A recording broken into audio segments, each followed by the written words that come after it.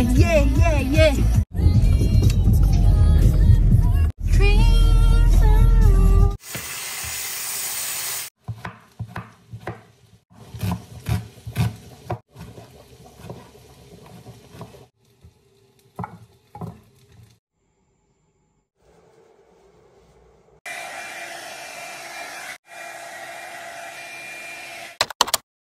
Hey guys! Happy Saturday! Nag-ready ako kay pupunta tayo sa grocery store and naka-makeup na din ako. Pero i-show ko sa inyo kung ano yung makeup na ginagamit ko. And ito yung lagi ko talagang ginagamit mga ilang months na tinted moisturizer. Hydrating, Second Skin Effect, SPF 15. And also itong spot treatment na concealer. Ito yung ginagamit ko na tinted moisturizer, tapos spot treatment, galing sa Beauty Act, and then nabili ko to siya sa Kicks. Ang ganda ng effect niya para sa akin, and hindi talaga lumalala yung aking acne. Mga ilang years na talaga yung acne ko. Minsan mag-clear siya sa mukha ko, pero mga ilang weeks lang, tapos babalik-balik siya. And then, minsan din malaki yung mga tigyawat ko. Minsan maliit din. Minsan hindi ko talaga naintindihan yung aking mga acne. Pero, ina-accept ko na lagi talaga. Siguro forever na ako magkaroon ng acne kapag nandito ako sa Sweden. Nung sa Pinas pa ako, may tiguyawat man ako pero hindi siya same sa ngayon na pabalik-balik or minsan lang talaga. Hindi same na nandito ako sa Sweden, mga almost 6 years na ako, na parang feeling ko talaga pang forever na, pero hindi naman siya all the time na same na kalaki na mga tigyawat or kaliit, paiba-iba siya. And then, okay na sa akin. Naintindihan ko na talaga yung acne. And naging best friend ko na siya. Ito lang yung sekreto ko na ginagamit ko all the time. Pupunta ako sa school. And yung ating Dr. Pau Pau para sa ating blush para may kulay tayo. And then yung ginagamit ko naman sa lips kay lip liner. Ang brand na to ay L'Oreal. Ang ganda talaga nito. Yan. And also, after sa lip liner kay itong lip oil. Hindi ko alam kung anong name ng brand nito, pero sobrang ganda. And kung gusto nyo na ganitong look, mag lip liner tapos mag lip oil, mas okay siya sa akin. Mas okay siya na gamitin, especially kapag malamig na country kayo, manirahan kay hindi talaga mag-dry yung lips mo. And ito talagang lip liner sa L'Oreal, sobra talagang ganda kay hindi madadry yung aking lips. I-dry ko lang yung aking buhok kay medyo basa pa man siya. And then excited ako kay ma-show ko sa inyo yung gusto ko na mga hairstyle or yung pa-accessories ko sa buhok ko sa spring season. And last month kay nagplano talaga ako na magputol ako sa buhok ko ba, yung taga dito. Kaso pinaplano ko din sa spring and din sa summer kay yung buhok ko gagamitan ko ng mga accessories. May mga accessories naman akong nabili. Tapos ngayon na bumalik na ako sa school, na-enjoy ko na talaga yung buhok ko na ganito kahaba. Kahit medyo mabigat sometimes, pero ginagamitan ko siya ng mga accessories. And then i-show ko sa inyo yung hairstyle. Ito yung kinakopy ko na hairstyle sa Pinterest kay nag-ready naman ako nung mga March pa. Nag-save na talaga ako ng mga pictures para sa mga buhok ba na mga style. Kaya buti na lang talaga ba na hindi ko pinuputol yung buhok ko kay para ma-style ko siya with accessories, no? Para madali lang madry yung buhok natin, i-half natin siya. Yan.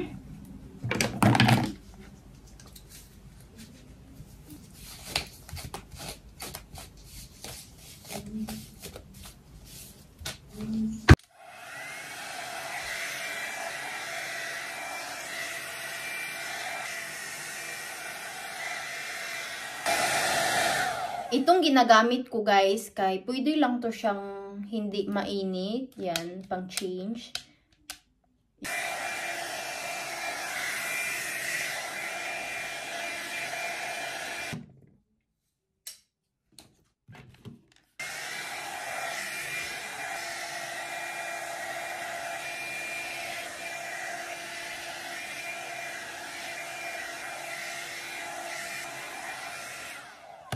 Na-dry na yung buhok natin. Sinushow ko lang kung paano ginagawa ko yung aking pag-dry ng buhok ko, and hindi ko talaga feel na vlogger ako. Ganun-ganun pa talaga ako. Kaya I think talaga, diba, yung mga mag-vlogger kasi baka may wina-watch din ako, may mga favorite din ako mga vloggers. Ganda talaga nilang tingnan kapag nag-blower sila, nag-gawa-gawa sila ng something sa kanilang buhok. Pero yung akin talaga, ganyan talaga. Gagamitin natin na pang accessories sa ating buhok. O, kailangan natin nito, isa nito. Accessories na 3.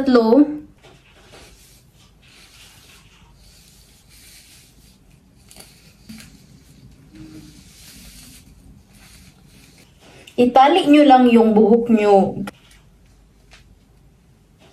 Yan na siya.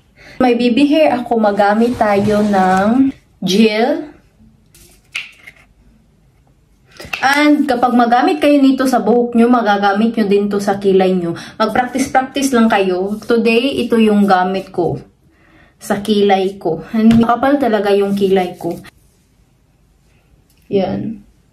Para mas okay tingnan yung buhok natin. Walang buhok na tataas ba? Diba yung baby hair kay tataas man yan siya pag walang gel. Magamit tayo nito. Gusto kong gagamitin nito kay yung black. Kasi ganito lang niya siya, guys. Ginagawa ko na kay yung salamin. Tali-tali nyo lang.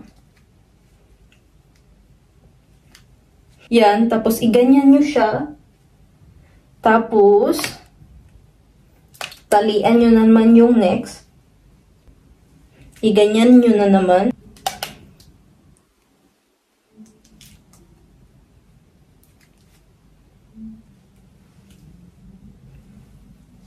Okay na ba siya? Ay!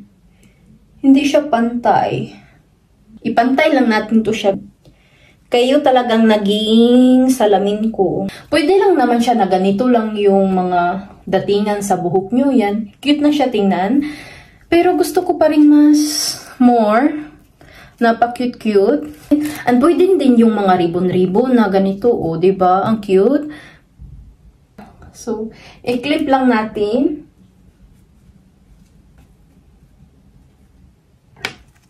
Kulang parang yung 3. Yan.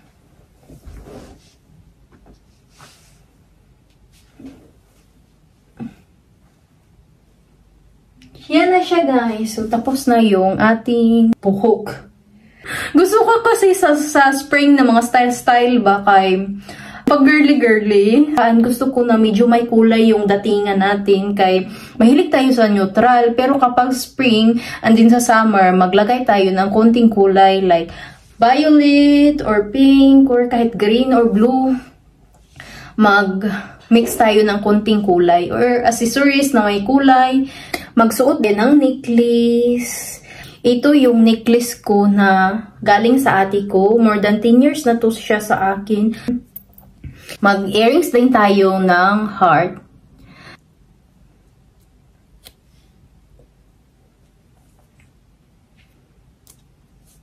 Ang lamig pa dito. Spring na nga siya season, pero yung weather dito hindi pa. Sobrang lamig, and then today kay gloomy, kahapon nag-snow.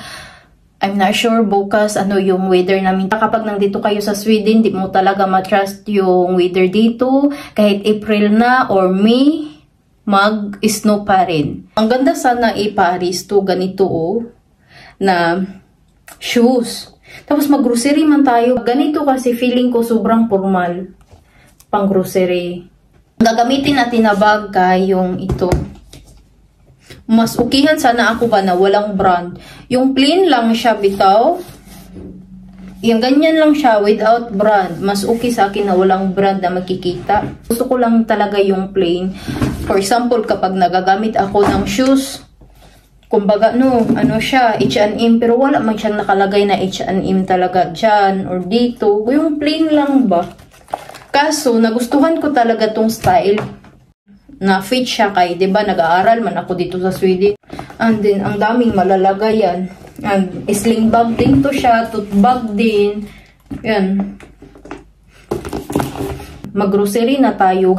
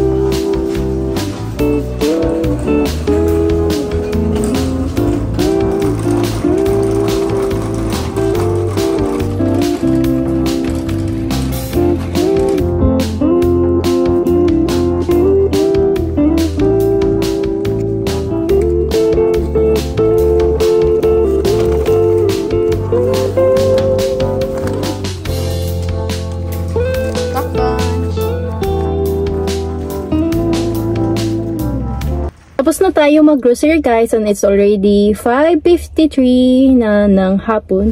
Si Habi kanina, nandito lang siya nag-antay sa akin kay ayaw ko na may magsunod-sunod sa akin pag mag-grocery ako. Shop to shop, shop. Yeah, yeah, yeah, yeah.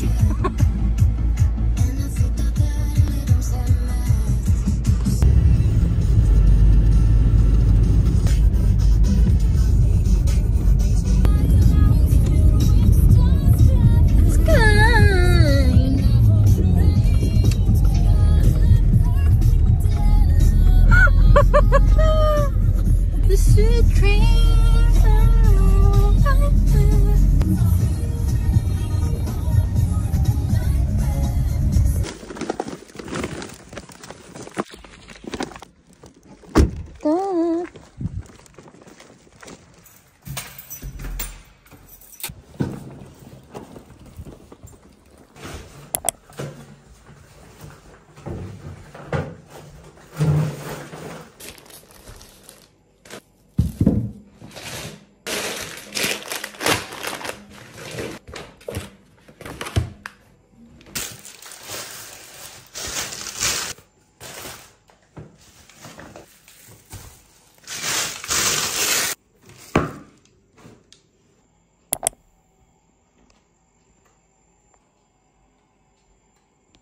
Mag-prepare na ako ng food namin ni Habi para sa aming dinner. Ang lulutuin ko lang kay chicken, tapos rice, mag-rice, chicken, and then salad.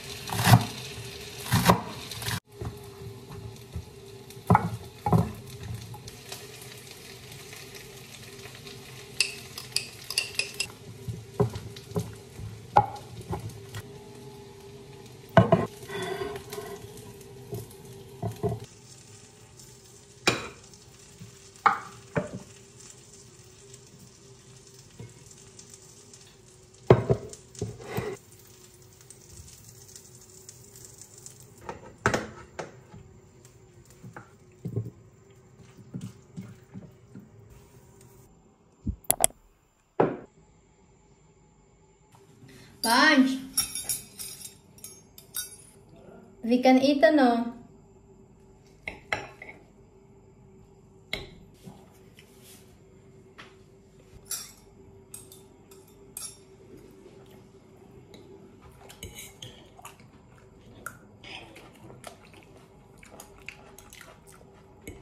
Make it go. That bunch.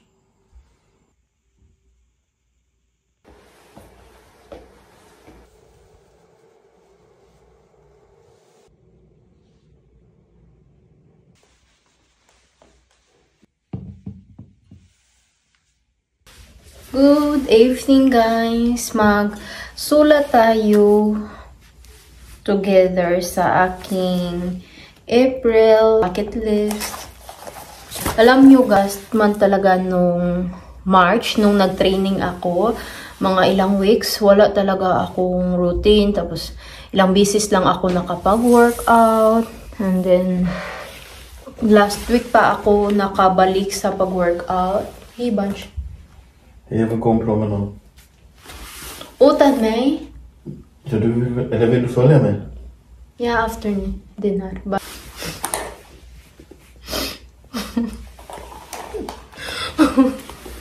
Nakatingin talaga si Happy sa akin. Matawa ako kahit wala siyang reaction, tapos tingnan talaga ako. Matawa ako. Yung bucket list ko para sa month na to, kay pupunta kami ni Happy sa Stockholm, sa Cherry Blossom. Sinulat ko siya. And then, gusto ko din yung mas mag-effort ako sa aking hair accessories like ginagawa ko kanina. Tapos, colorful na clothes. Mag-mix ako ng konti kay mahilig talaga ako sa neutral na color. And then, gusto ko ba na sa spring kay may kulay tayo, mag-add tayo ng purple, pink, or blue, or green. Yung mga ganon na kulay. And mag-walking-walking din tayo, magtingin-tingin tayo sa mga flowers.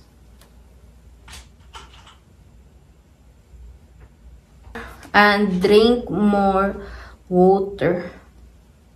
Di talaga ako pala inom ng water. 5 lang yung gusto kong ma-highlight sa April.